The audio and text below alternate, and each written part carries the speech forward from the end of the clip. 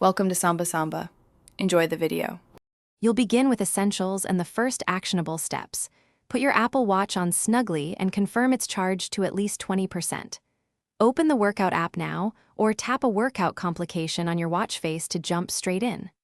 Once done, choose the activity type that matches your session: outdoor walk, indoor run, pool swim, which ensures correct metrics. Make sure wrist detection and heart rate access are enabled in settings so your watch records calories and pace accurately while you move. Now you'll configure the workout details and tackle the middle steps.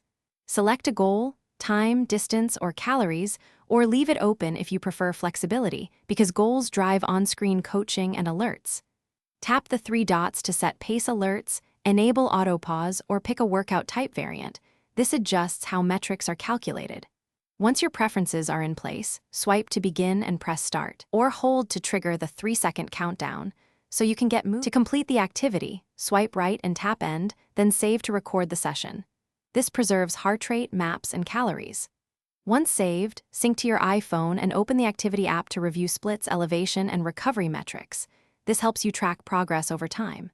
If data looks wrong, make sure the watch fits snugly, sensors are clean, Bluetooth is connected, and health permissions are granted. Reboot the watch only if those checks don't resolve the issue. Thanks for watching. Consider subscribing if we helped you.